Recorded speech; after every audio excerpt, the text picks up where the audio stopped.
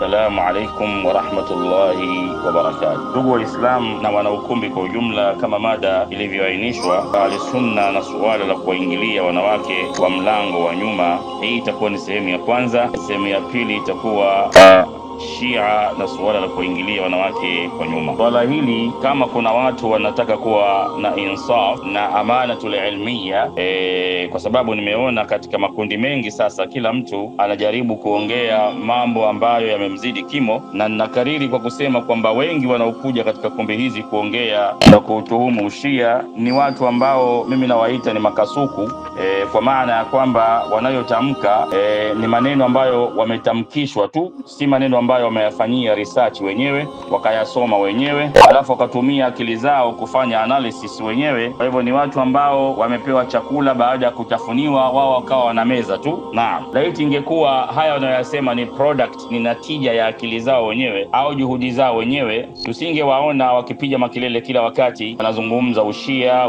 wasiojua wala dalili wasizozijua. Wao wako tu. Naam, kama mtu anakosa kuwa ana amana, hawezi kuaminiwa. Ni moja katika sifa za unafiki, unapokuwa idha utumina khan, unapoaminiwa wewe unafanya khiana. Kwa hivyo nimeweka mada hii ahli sunna na suala la kuingilia wanawake kwa nyuma, kukuonesheni kwamba suala hili ni suala ambalo maulama wenyewe ahli sunna wal jamaa wamekhtalafiana. Wako wanaojuzisha wakaona kuwa ni halali na wako wanaoharimisha, na hii ndiyo ukweli wa elimu na ndiyo amanatul ilmiya. Naanza na kitabu cha Ahkamul Quran cha Ibn Arabi, juzuu ya kwanza ukurasa wa 238. Alipokuwa akifasiri aya nisaukum harthun lakum, alisema hivi katika mas'alatu thaniya: ikhtalafa alulama fi jawazi nikahi almar'ati fi duburiha, wamekhtalafiana maulama juu ya kujuzu kumuingilia mwanamke kwa nyuma. Sikilizeni vizuri nyinyi ambao ni makasuku, mnakaririshwa kila wakati na mnapewa chakula baada ya kusha kutafunwa. Naam, ulama wake wanasema hapa: ikhtalafa alulama fi jawazi nikahi almar'ati fi duburiha, wamekhtalafiana maulama juu ya kujuzu kuingilia mwanamke kwa mlango wa nyuma. Naam, fajawazahu ta'ifatun kathiratun.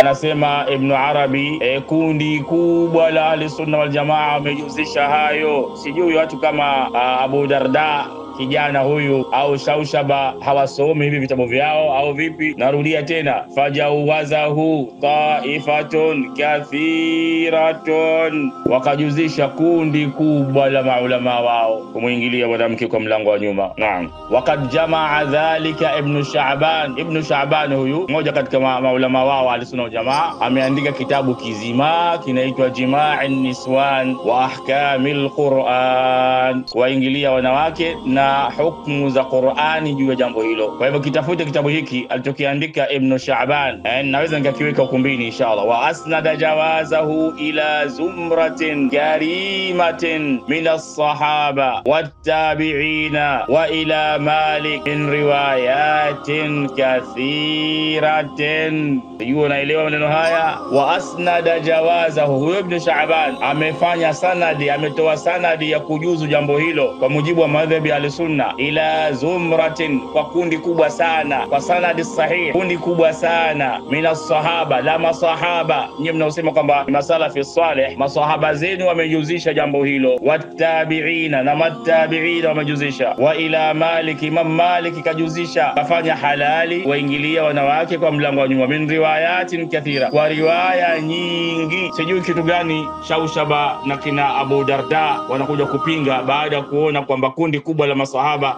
na matabiina wamejuzisha jambo hilo ambalo wao wanawafanyia kejeli mashia. Nikakwambieni hawa watu ni makasuku na wamelakinishwa haya maneno wanayoyasema. Wako hapa kutafuta kiki, wako hapa kutoa elimu. Kama mnataka elimu, ndio nakuwekeni hicho kitabu chenu hicho cha Ibn Arabi cha Ahkamul Quran. Naam, tunaendelea kusoma ukurasa wa 238 wa kitabu Ahkamul Quran juzuu ya kwanza. Naam, waqad dhakara al-Bukhari, Imam Bukhari ametaja, Bukhari si wenu huyu, an Ibn Aun, kutoka kwa Ibn Aun an Nafi' kutoka kwa Nafi' qala amesema Nafi' kana Ibn Umar alikuwa Ibn Umar radiyallahu anhu idha qara'a al-Qur'ana anaposoma Qur'ani lam yatakallam huwa hasemi kitu anaendelea kusoma tu hatta yafragh minhum mpaka anapomaliza. Akhastu alayhi yawman mara moja nilikuwa na yeye faqara surat al-Baqara akasoma surat al-Baqara hatta intaha ila makanin mpaka akaishia sehemu fulani. Qala atadri fima nazalat akaniambia akaniuliza unajua aya hii imeteremka kwa kitu gani au kwa nani? Qultu la nikasema sijui. Qala akasema Ibn Umar sahaba huyo anatoa fatwa anaeleza sababu ya kushuka kwa aya hiyo unzilat fi kadha wa kadha aya hii imeteremka kwa kadha wa kadha so and so. Hili ndio tatizo la Bukhari sasa kadha wa kadha tutajua nini sisi, lakini thumma madha kisha akaenda Ibn Umar thumma atba'u bihadithin Ayub an Nafi' an Ibn Umar kisha akaifatilisha hadithi ya Ayub an Nafi' kutoka Nafi' an Ibn Umar akasema fa'atu harthakum anna shi'tum ziendeni konde zenu vyovyote mnavyopenda. Qala ya'tiha fi Bukhari huyo kuonesha tadlisa Bukhari asema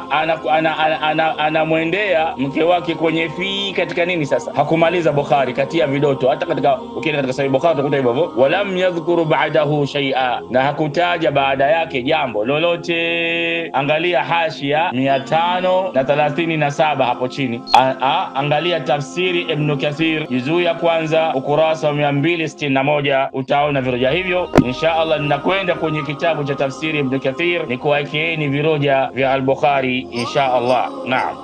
Kwa hivyo tuende kwenye tafsiri al-Qur'an al-Azim ya Imam Ibn Kathir. Naam. Wama adraka man Ibn al-Kathir. Naam. Kwa hivyo huyu Ibn Kathir ana tafsiri yake mashuhuri. Tuende kwenye juzuu yake ya kwanza ukurasa wa 591 alivyoifasiri aya ya 223 ya surati al-Baqara. Naam. Anasema wa qawlu Ibn Abbas inna Ibn Umar wallahu yaghfir lahu awhama anasema Mwenyezi Mungu amsamehe Ibn Umar yati awhama kadhania kaannahu yushiru ila marawahu al-Bukhari kama kwamba anaashiria yale yaliyonukuliwa na Imam al-Bukhari. Hadathana Ishaq hadathana an-Nadhr ibn Shumail akhbarana Ibn Aun an Nafi' qala kana Ibn Umar alikuwa Ibn Umar idha qara'a al-Qur'ana anaposoma Qur'an lam yatakallam hatta yafragh minhu huwa hasemi mpaka amalize kusoma Qur'ani. Fa akhadhtu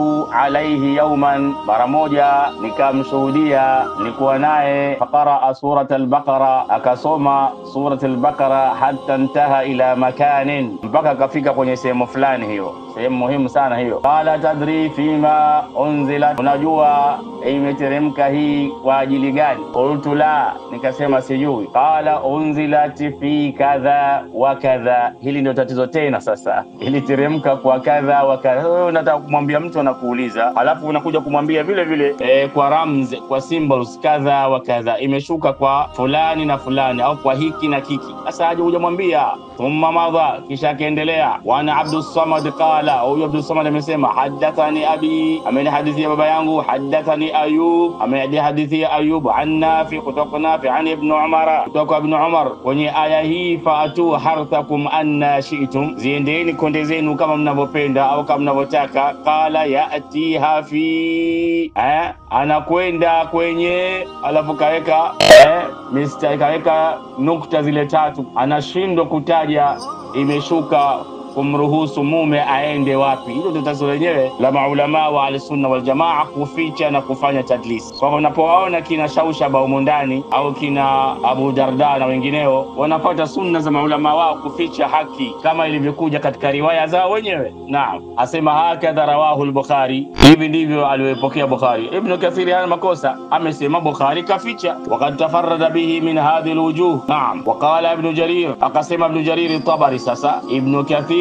ana mnukuu Tabari sio mimi. Ibn Kathir ana mnukuu Tabari anasema hadathani Yaqub bin Ibrahim hadathana Ibn Ulayya hadathana Ibn Aun an Nafi kutoka Nafi qala qara'tu dhata yawmin nilisoma mara moja nisaukum harthun lakum fatu harthakum anna shi'tum wakezenu ni konde zenu ziendeni konde zenu mnavyopenda. Faqala Ibn Umar akasema tadri fima nazalat unajua imeshuka kwa nani hii au kwa kitu gani? Qultu la Kasema sijui. Qala nazarat fi ityan nisaa fi adbarihinna, aya hii imeshuka kujuzisha kuwaendea wanawake kwa milango yao ya nyuma, kwa kupitia nyuma, yani kuingilia, kuwalawiti kwa hakika.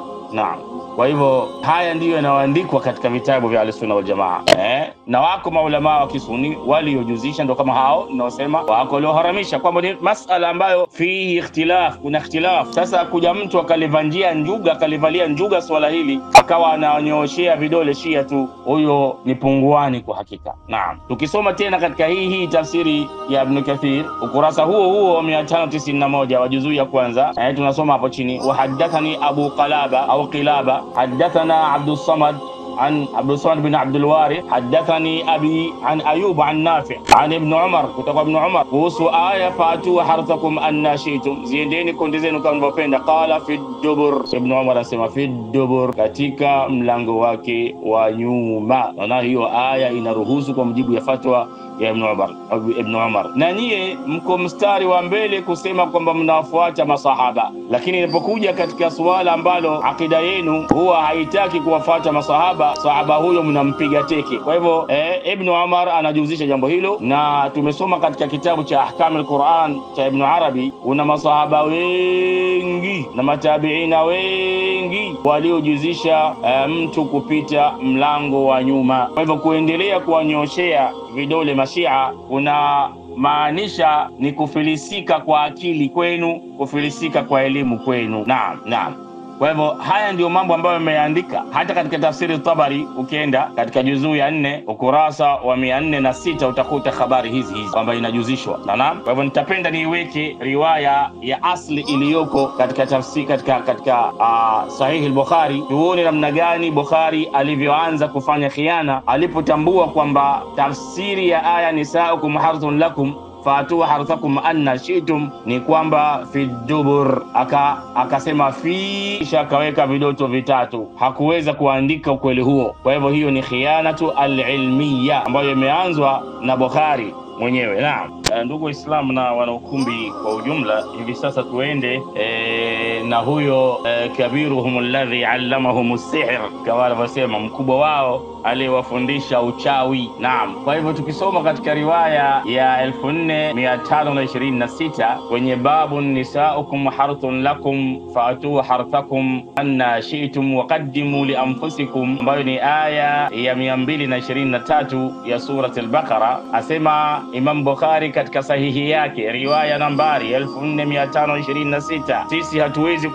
kufanya khianatun al-ilmiya, tutanukuu kama mlivyoandika. Haddathana Ishaqun akhbarana an-Nadr ibn Shumail akhbarana Ibn Aun an Nafi' qala kana Ibn Umar, alikuwa Ibn Umar radiyallahu anhuma idha qara'a al-Qur'ana lam yatakallam hatta yafrugha minhu, alikuwa hasemi huyu mpaka anapomaliza kusoma Qur'an. Fa akhadhtu alayhi yawma, mara moja nikawa pamoja naye, faqara surat al-Baqara, kasoma surat al-Baqara hatta intaha ila makanin, kisha mpaka akafika sehemu. Qala tadri fima unzilat, unajua imeshuka kwa nini hii, kwa kitu gani, kwa nani? Qultu la, nikasema sijui. Qala unzilat fi kadha wa kadha, angalieni sasa, imeshuka kwa hiki na kile.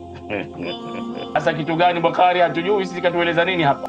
Hii ndiyo khianatul ilmiya ambayo kina Abu Darda na kina Shaushaba wanazifanya mara nyingi. Na ukisoma katika riwaya nyingine ambayo ni riwaya ya 4527, wa ana Abdus Samad haddathani Ayub an Nafi' an Ibn Umar, kutoka Ibn Umar, fatu harthakum anna shi'tum, ameifasiri vipi hiyo? Ziendeni kundi lenu kama mnavyopenda. Qala yatiha fi, anakwenda kwenye nini?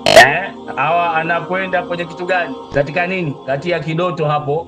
Bukhari amefanya tadlis. Kama ni qubul angesema yatiha fi qubul, kwani hakuna tatizo, ni halali, hakuna tatizo. Kwa nini unaficha fi dubur? Kuonesha kwamba Ibn Umar ndivyo alivyofahamu aya hiyo na masahaba ndivyo walivyofahamu aya hiyo, kama alivyosema Ibn Arabi katika kitabu chake cha Ahkam al-Quran juzuu ya kwanza kurasa 238, ambao tutaweka ukumbini inshallah vitabu vyote hivi kuwapa nafasi watu kufanya research na comparative analysis, zile mlingano chanya kwa mambo haya ambayo yanaelezwa. Kwa hivyo tunarudia kusema kwamba mada hii ni Ahlus Sunna wal Jamaa na kujuzisha kwao kumuingilia mwanamke kwa mlango wa nyuma na ikhtilafu zao katika swala hili. Kwa hivyo kama kuna ahlusunna wengi, maulama wengi wamejuzisha jambo hili, kuja katika kumbi hizi kuwanyoshea vidole Shia, naona ni kutupotezea wakati. Kwa hivyo Imam Bukhari ameficha. Ingekuwa ni mbele, kwa nini asiseme yatiha fil qubul? Lakini alijua Bukhari kwamba fi dubur, na ndio maana yake akaficha hapa. Naam. Kwa hivyo rawahu Muhammad bin Yahya bin Sa'id an abihi an Ubaydillah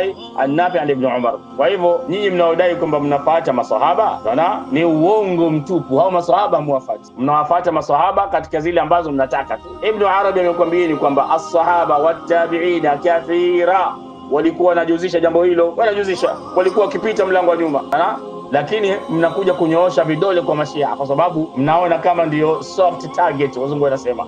Ni target ambayo ni rahisi, mkuki kwa nguruwe lakini kwa binadamu ni mchungu. Lakini tutauleta huko mkuki huo, tutauleta kwa binadamu. Sasa ndio tunauleta hivyo ili muelewe kwamba kuja mkakaa kama makasuku katika kumbi hizi, hamtaachwa hivi, hamtaachwa salama. Naam. Kwa tunaendelea kuonyesha kwamba ulama wenu wengi wamethibitisha kwamba inajuzu muingilia mwanamke kwa mlango wa nyumba, na halafu mnajificha katika mgongo, mnajificha kama mbuni, kichwa kwenye mchanga lakini mgongo wote uko nje. Katika ulimwengu wa leo, ulimwengu wa AI, artificial intelligence, hamwezi kudanganya tena. Tuko katika ulimwengu mwingine. Fa in udtum udna. Kwa kumalizia sehemu hii ya kwanza ambayo inawahusu ahli sunna kuhalalisha kuingilia wanawake kwa mlango wa nyuma au kinyume na maumbile, kama wanavyosema, nacho kitabu cha Ad-Durrul Mansur fi tafsiri bil ma'thur, juzuu ya pili, ukurasa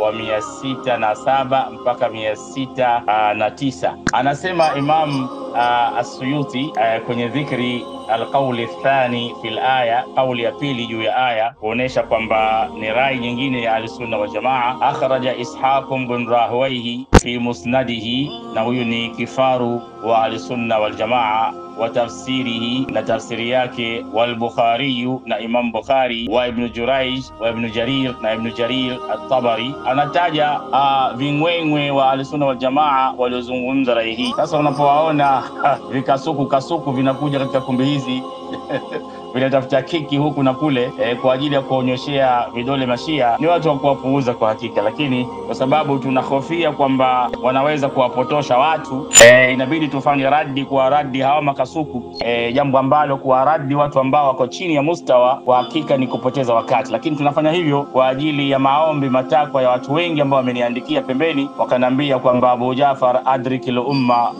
kwamba jamaa tayari wameshaanza kufanya talbisi zao. Kwa hivyo naleta kauli hii kwa makusudi ili watafiti wa mambo mpate kupata comparative analysis, kama nakwambia ni kila siku. Anasema qara'atu dhata yawmin, nilisoma siku moja aya nisaukum harthun lakum fa'atu harthakum anna shi'tum. Nilisoma hii kwamba wanawake ni konde zenu na ziendeeni konde zenu mnavyopenda. Qala Ibn Umar, akasema Ibn Umar, atadri fima unzilat hadhihi al-aya, unajua aya hii imeshuka kwa nani au kwa kitu gani? Qultu la, nikasema la. Qala, akasema Ibn Umar ambaye ni sahaba, nazalat fi itiyani nisai fi adbarihin. Imeshuka kwa lengo wa kuruhusu kuingilia wanawake kwa mlango wa nyuma. Hivyo ndivyo anavyosema Imam As-Suyuti.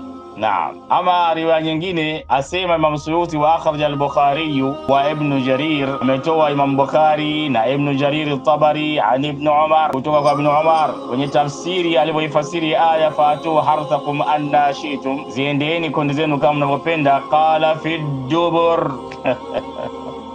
Utajua kwa nini sasa Bukhari akasema fi, akaishia hapo hakumaliza. Kwa hivyo Ibn Umar amepasua bomu la nyuklia kwamba inapopasa kuwaingilia kutokana na aya hii ni ule mlango wa nyuma. Naam. Kwa hivyo kukaa mkajifurahisha, mnajitekenya wenyewe alafu mnacheka wenyewe kwa kuwanyooshea vidole Mashia, jambo linasikitisha sana. Someni vitabu jamani. Naendelea kusoma ukurasa wa 608. Wa akhraj al-Khatib al-Baghdadi fi ruwati Malik عن من طريق النضر بن عبد الله الأزدي عن مالك عن نافع عن ابن عمر في قوله نساؤكم حرث لكم فاتوا حرثكم أن شئتم. أنا فسير ابن عمر تena kwa mjibu wa Khatibu Baghdadi, anaeleza kwamba qala in shaa fi qubuliha wa in shaa fi duburiha, akitaka anapita mbele, akitaka anapita nyuma. Sijui kitu gani ambacho kimewafanya vijana hawa zaidi ya kutafuta keki, sikielewi mimi. Hivi ni vitabu vyao vinazungumza jambo lile lile ambalo Sistani au mtu yote mwingine alizungumza kwamba akitaka anafanya hivyo, asipotaka hivyo. Ni ikhtilaf katika fiqh. Tutakuja kueleza inshallah katika sehemu ya pili kuwaingilia wanawake kwa mlango wa nyuma kwa mjibu wa Shia. Mashia wenyewe wanasema nini? Tunataka wanaukumbi wasikilize Mashia wenyewe, sio wasikilize kasuku wakiimba mchana na usiku. Hawana la kusema, hawana la kufanya. Kuna kitu ambacho kitawapatia maarufu zaidi ya kuongea juu ya ushia. Naam. Wa akhraj al-Hasan ibn Sufyan fi musnadihi, asema tena Allama as-Suyuti wa at-Tabarani na Tabarani fi al-Awsat, Mu'jam al-Awsat wal Hakim Nishapuri fi Mustadrak as-Sahihain wa Abu Na'im bi sanadin hasanin, kwa sanadi ambayo ni hasan, an ibn Umar, kutoka kwa ibn Umar, qala inna ma nazalati ala rasulillahi nisaukum ardhun lakum rukhsatan fi itiyani dubur. Ni maneno mnaandika wenyewe, sijui unapata ujasiri gani kuwanyoshea vidole Mashia kama si ususuavu wa nafsi ulionayo, na kwamba wewe ni kasuku, mustawa wako ni wa chini wa kielimu. Naam. Kwa hivyo wasema aya hii imeshuka rukhsatan, imeshuka kwa mtume, ni rukhsa kwa ajili ya itiyani dubur, kwa ajili ya kuingilia wanawake kwa mlango wa nyuma. Na hivyo ndivyo mnavyosema. Wa akhraja ibn Jarir, akaelezea ibn Jarir, wa Tabarani na Tabarani katika al-Awsat, Majma' al-Awsat, wa ibn al-Mardawiyya wa ibn an-Najjar bi sanadin hasan, wa sanadi ambayo ni hasan, an ibn Umar, wa ibn Umar anna rajula asaba imra'atu fi duburiha fi zamani rasulillahi fa ankara dhalika an-nas, mtu alimwingilia mke wake kwa mlango wa nyuma katika zama za mtume. Watu kidogo waliposikia wakapata taharuki kidogo, qalu asfaraha, wakasema asfaraha, subhanallah. Wakasema kamwingilia kwa nyuma bwana, namna gani bwana? Faanzala Allah, Mwenyezi Mungu akashusha nisaukum harthun lakum, Mwenyezi Mungu akashusha hiyo aya kuonesha kwamba jambo hilo lina juzu. Naam. Hivyo ni jambo la kawaida katika vitabu vyetu vitabu vya wenzetu hawa Ahlusunna wal Jamaa kuzungumza mambo kayahalalisha, alafu wakaja katika kumbi hizi kuwanyoshea vidole Mashia. Lakini tunawapa tahadhari, hivi ni vitabu vichache sana ambavyo nimeviweka katika sehemu hii ya kwanza. Ni udtum udna, kuna vitabu vingine dozen ya vitabu ambavyo ninavyo ambavyo ni mu'tabara vya Ahlusunna wal Jamaa, vinavyothibitisha maulama wakubwa wa ulama wenu wamejuzisha jambo hili la kumuingilia mwanamke kwa mlango wa nyuma. Kwa hivyo ujasiri wenu wa kunyooshia vitabu Mashia utaendelea, kwa sababu unaendelea kwa sababu ya ujinga, lakini walio wengi na ambao wanataka elimu watakuwa wameshatuelewa namna gani msimamo wa Ahlusunna wal Jamaa licha ya kuwanyooshia vidole Mashia. Tutakuja kueleza katika sehemu ya pili rai ya Shia juu ya jambo hili inshallah. Nikutakieni kila la kheri. Wassalamu alaikum wa rahmatullahi wa barakatuh.